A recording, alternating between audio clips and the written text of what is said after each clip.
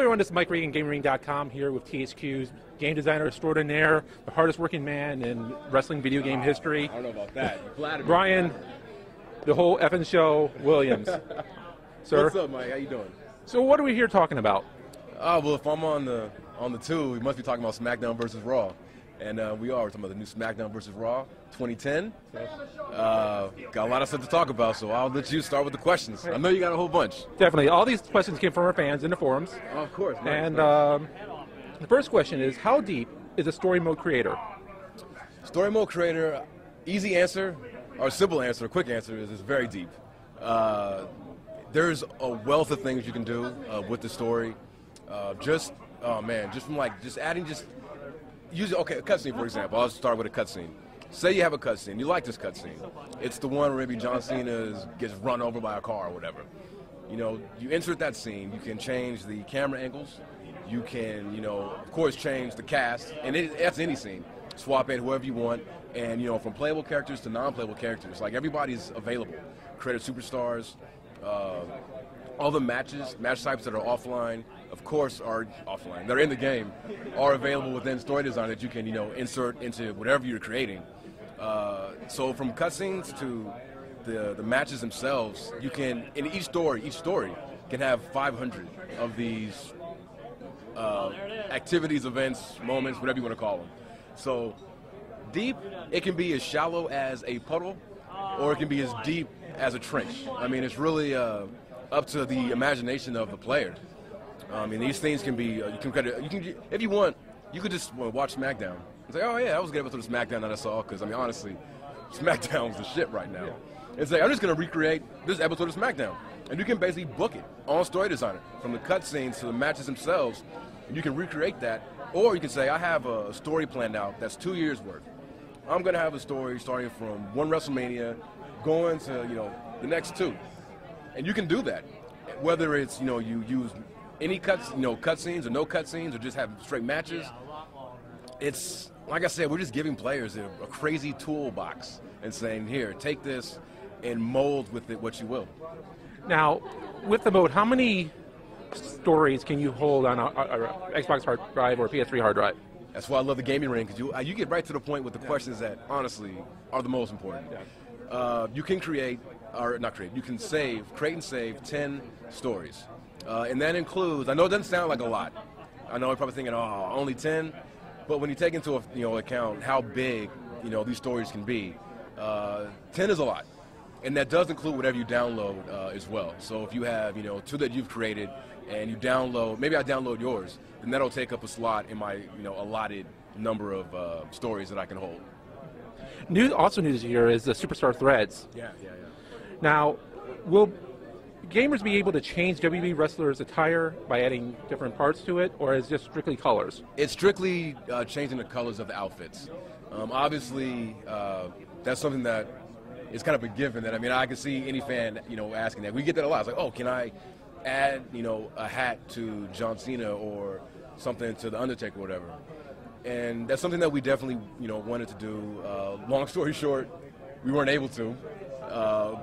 But at the same time, I think it's still a really cool feature.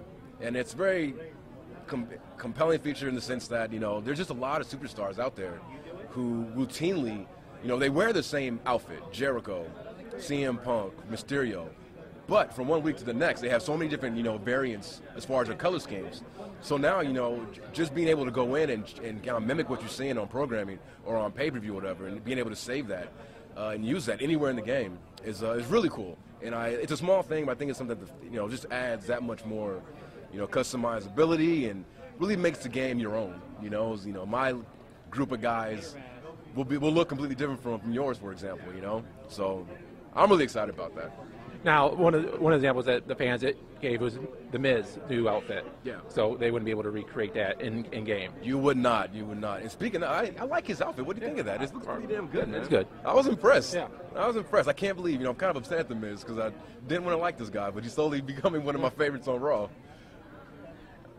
Another question is, will we be able to import the Legends of WrestleMania roster in 2010? That's a big question. That is a big question. Wouldn't expect anything less from the gaming ring community. How do I answer this one? No. No, you will not. And I'm sorry, you guys, but you won't be able to. But that doesn't take away from the fact that 2010 is a kick-ass game. Definitely. Definitely. How many creative wrestler slots are in the game? Is it still 30, or has it been increased because of the new share feature? Another good question. See, I like talking to gaming rigs. I get to just, because they're the guys like me. You know what I mean? Like the stuff, the nitty-gritty. Like, forget the back of the box stuff. Like, what's really, they know what makes the game good. Yes. Creative superstar slots. The past couple of years, a lot of years, it's been 30. We have increased it for the 360 and the PS3 to 50.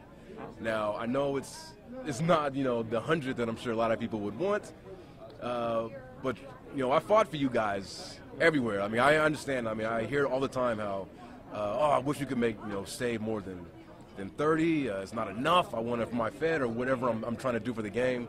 So we got 50, and I promise you I'll do whatever I can to increase that as we go forward as well. But it's a good step in the right direction. Yeah, it's an increase.